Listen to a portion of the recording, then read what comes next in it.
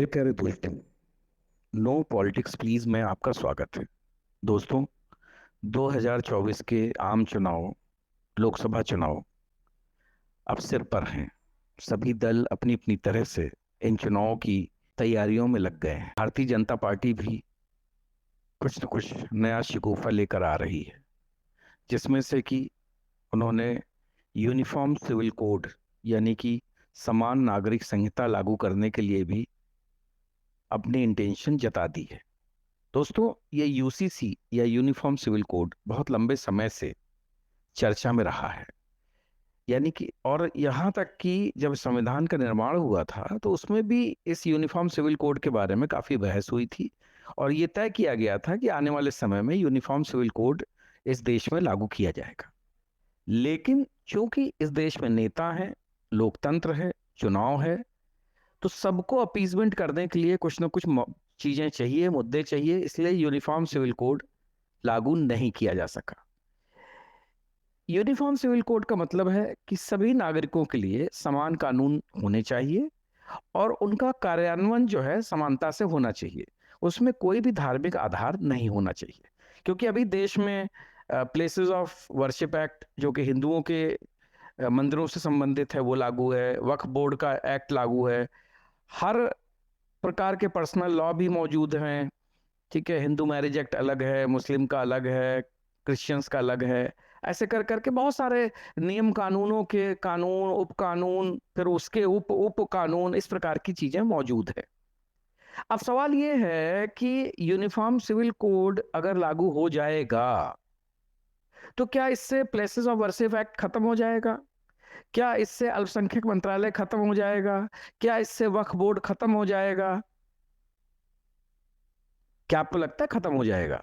और मोदी जी ऐसा करेंगे? भाई, मोदी जी को तो दिल भी जीतना है, अपीजमेंट भी करना है। तो मुझे नहीं लगता कि यूनिफॉर्म सिविल कोड आने से कोई बहुत ज्यादा बड़ा परिवर्तन होने वाला है। उसके पीछे कारण है। देखिए, यही नियम कानून थे 1800 सन से जो है अंग्रेजों ने लागू किए थे। लेकिन अंग्रेजों के समय में किसी में हिम्मत थी कि इन कानूनों का जो है वायलेशन कर सके? क्यों? क्योंकि उनका इम्प्लीमेंटेशन बहुत तगड़ा था। वो एक हफ्ते के अंदर फांसी पे चढ़ा देते थे।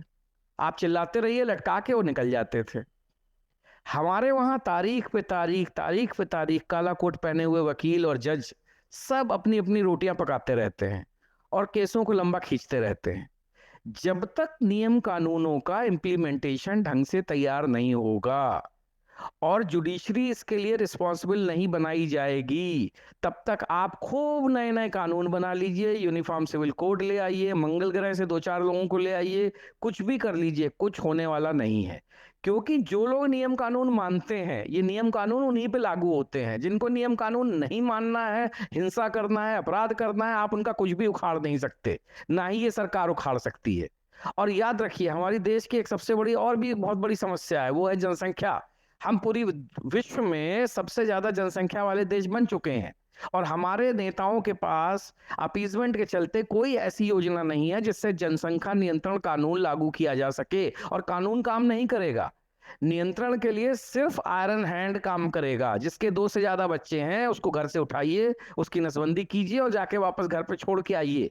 जितने इलीगल रोहिंग्या, बांग्लादेशी, जिसके बारे में हम रोज शोर मचाते हैं, इनके ऊपर तो इस देश के नियम कानून लागू नहीं है, क्योंकि इलीगल है। इनको पकड़िए, इनकी नसबंदी करिए, इनको छोड़िए कैंप में, देखिए इस देश में कोई वापस लौट के आता है, इन्फिल्ट्रेशन तुरंत के तुरंत रुक जाएगा। लेकिन हमारी सरकार ऐसा नहीं करेगी, क्योंकि मालिकों को वोट भी चाहिए है। केजरीवाल को तो रोहिंग्या की पूरी बस्ती बसानी है दिल्ली में, उनके लिए आधार कार्ड भी तैयार करना है, वोटर कार्ड भी तैयार करना है, क्योंकि अगले 10 साल तक तो ये वोट देंगे केजरीवाल को। इसके बाद केजरीवाल के लिए ही ये लोग भारी पड़ना शुरू हो जाएंगे, जैसा कांग्रेस के साथ हुआ। कांग्रेस को भी तो पहले एक वर्ग विशेष जो है बहुत वोट किया करता था, लेकिन जब उसको दूसरी जगह से फायदा मिलने लगा तो वो दूसरी तरफ चले गए। अब कांग्रेस उनके लिए छटपटा रही है। तो दोस्तों, ये वोट बैंक की जब तक पॉलिटिक्स जिंदा रहेगी, इस प्रकार के नियम कानून बनाने से कुछ नहीं होने वाला। ये चीज समझ लीजिए। आप यूनिफॉर्म सिविल कोड ले आइए, आप कुछ भी ले आइए, कुछ नहीं होने वाला जब तक कि इस देश में कानून का शासन ना हो, डंडे का शासन ना हो। लोगों को, जो भी दो बच्चों से ज्यादा वाले हैं उन पे कोई रहम न किया जाए, वरना लोग 20-20 बच्चे पैदा करते रहेंगे और सरकार उन्हें राशन खिलाती रहेगी, वो बढ़िया राशन खा के मुफ्तंडे बनते रहेंगे, सरकार को गालियां देते रहेंगे, सस्ते इंटरनेट पे जो है अपनी अपनी बातें फैलाते रहेंगे। आप उनका कुछ नहीं बिगाड़ सकते। और इस देश में सबको मालूम है कि आधार कार्ड, राशन कार्ड बनना कितना आसान है। यहाँ हर नेता, यहाँ हर अफसर बिकाऊ है। तो इसका सबसे बड़ा तरीका यही है कि जब तक इस देश में स्ट्रिक्टली जनसंख्या नियंत्रण कानून लागू नहीं होगा, यहां कुछ नहीं हो सकता। आप खूब सारे नए नए नियम कानून बनाते चलिए, वो वकील रोज किसी न किसी पचड़े में उनको उलझाते रहेंगे। हड़ताल, धरना, प्रदर्शन यहाँ चलता रहेगा। किसान आंदोलन से लेके सारे आंदोलन चलते रहेंगे। हर टुच्चा मुच्चा लुच्चा सरकार को आंखें दिखाता रहेगा और सरकार जो है दिल जीतने के प्रयत्न में उन सबकी आंखें देखती रहेगी। लाल किले पे खालिस्तानी झंडा फहराया जाते रहेंगे और इस देश का कुछ नहीं हो सकता, यही कह के हर आदमी निकल लेगा।